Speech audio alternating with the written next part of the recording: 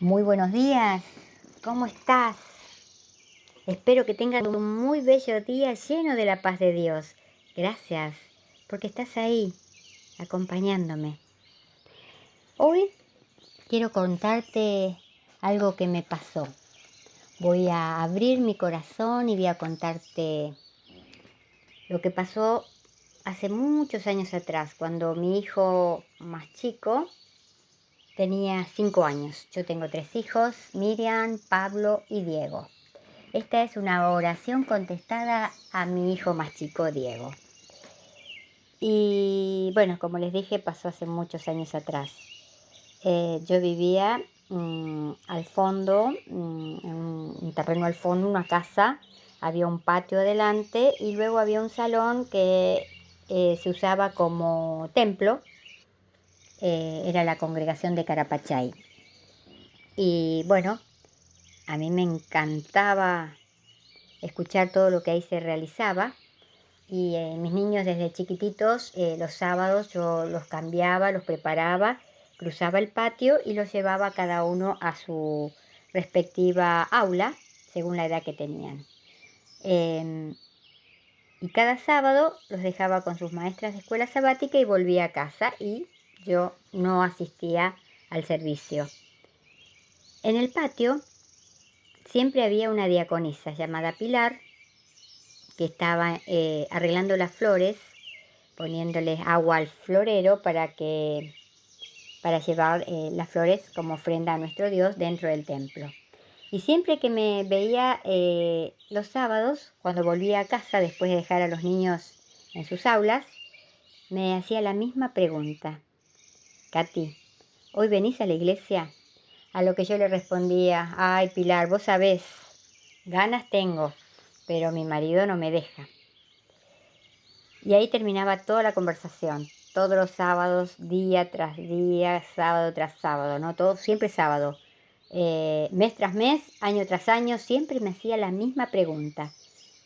Yo los llevaba a los chicos, los dejaba en sus salitas con sus maestras de escuela sabática, y cuando volvía a casa, cruzando el patio, ahí estaba Pilar arreglando las flores, muy feliz siempre, y dejaba de arreglar las flores, se daba vuelta, se acercaba a mí y me preguntaba: Katy, ¿hoy venís a la iglesia?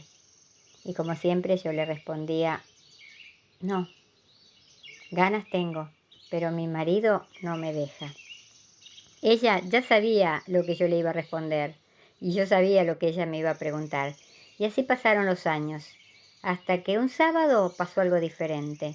Como siempre, vestí a los niños, los llevé a sus respectivas salitas, los dejé con sus maestras de escuela sabática, y cuando volvía, la misma preguntita, y estaba Pilar, que dejaba de arreglar las flores, se acercaba y me decía: Katy, ¿hoy sí venís a la iglesia? Y yo, como siempre, le decía: Pilar, vos sabés, mi marido no me deja.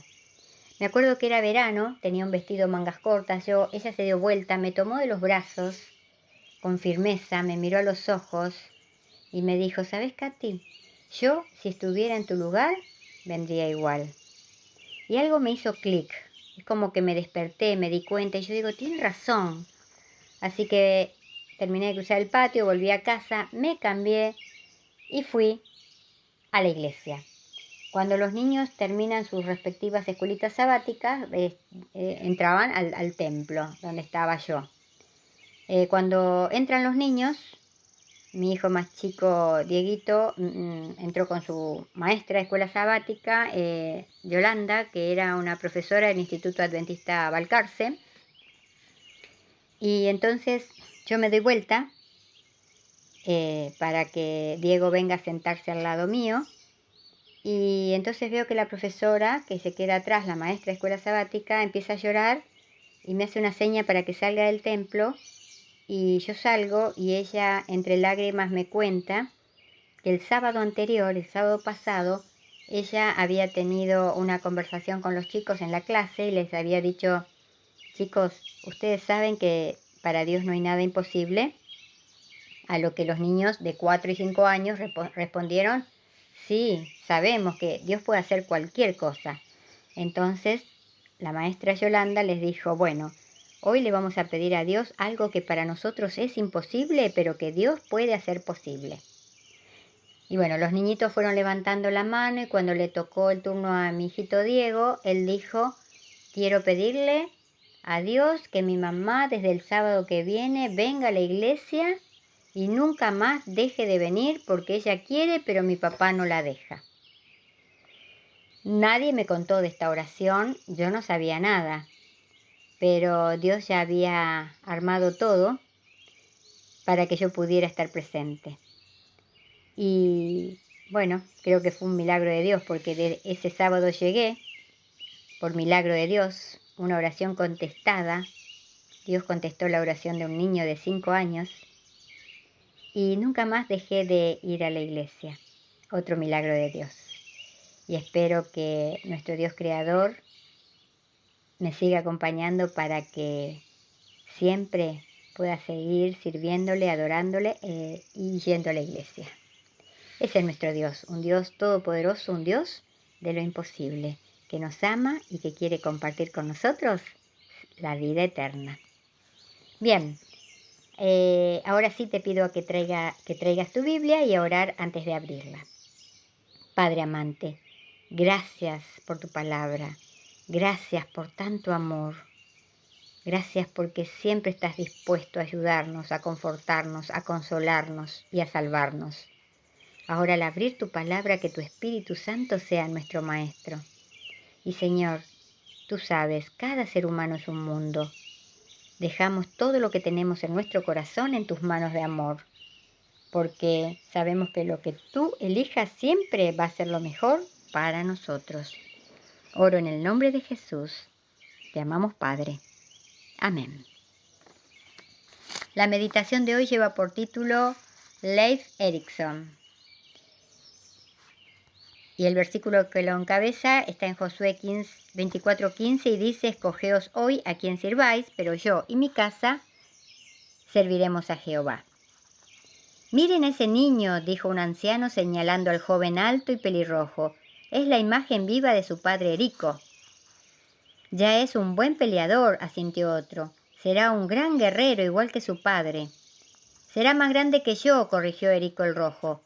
Ya hice planes definidos para mandarlo a Noruega a que sirva en la corte del rey Olaf.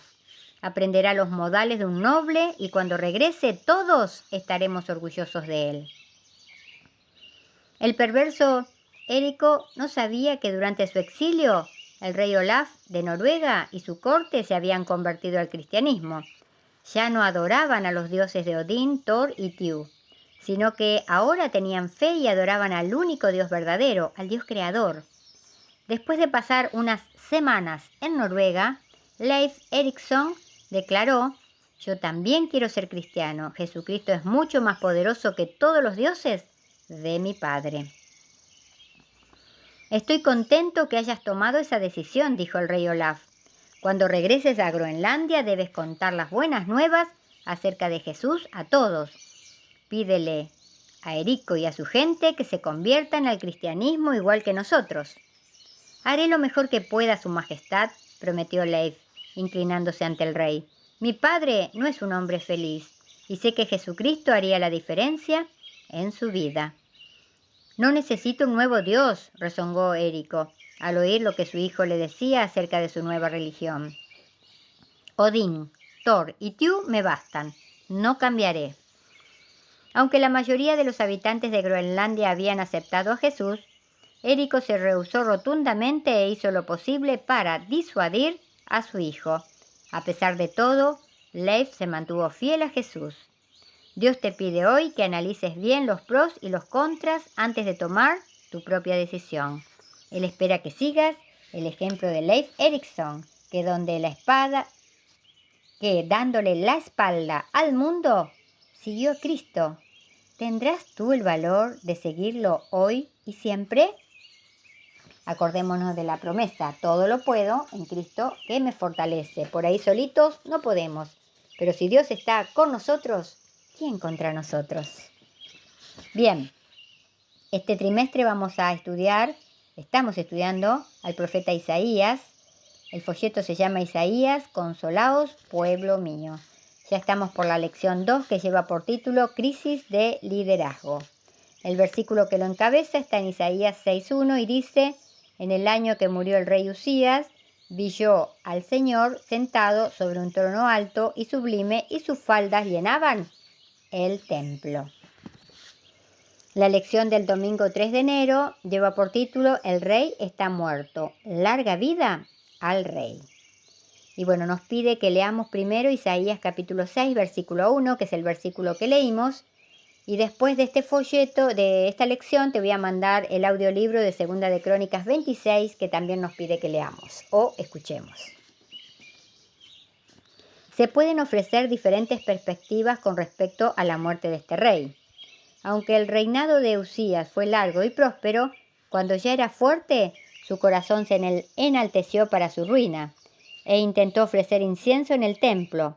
Cuando los sacerdotes lo detuvieron con razón porque no estaba autorizado como descendiente sacerdotal de Aarón, el rey se enojó.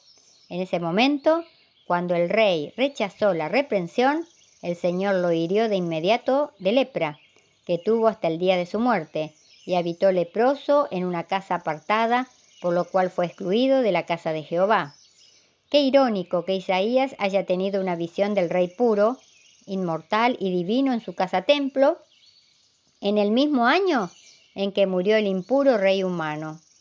Hay un contraste sorprendente entre Usías e Isaías. Usías procuró alcanzar la santidad en forma presuntuosa, por la razón equivocada, orgullo, pero se volvió ritualmente impuro, de modo que quedó privado de la santidad. Isaías, por otro lado, permitió que la santidad de Dios lo alcanzara, admitió humildemente su debilidad, anheló la pureza moral y la recibió. Al igual que el recaudador de impuestos en la parábola de Jesús, se fue justificado, porque cualquiera que se enaltece será humillado, y el que se humilla será enaltecido. Existe una sorprendente similitud entre el cuerpo leproso de Usías y la condición moral de su pueblo. No hay en él cosa sana, sino herida, hinchazón y podrida llaga. Isaías 1:6. La muerte de Usías alrededor del 740 antes de Cristo marcó una gran crisis en el liderazgo del pueblo de Dios. La muerte de cualquier gobernante absoluto hace que su país sea vulnerable durante una transición de poder. Pero el peligro de Judá era mayor, porque Tiglat-Pileser III había ascendido al trono de Asiria unos años antes, en el 745 a.C.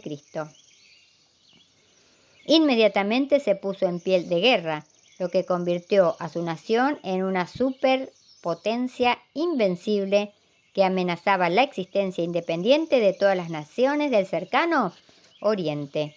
En esta época de crisis, Dios animó a Isaías mostrándole al profeta que todavía tenía el control. Qué bueno saber que nuestro Dios creador tiene todo siempre bajo control, y Él no va a permitir nunca que a sus hijos le pase nada que no sea para su beneficio, porque a los que aman a Dios, todas las cosas les ayudan a bien. Espero que tengas un buen día y también que te aferres a las poderosas promesas de nuestro Padre Celestial. Y recordemos, si nuestras palabras no ayudan, no confortan, no hacen bien o no alegran, que nuestro amado Padre Celestial nos libre de pronunciarlas. Cristo ya está volviendo para llevarnos a casa. Por eso, si oyes hoy su voz, por favor, no endurezcas tu corazón.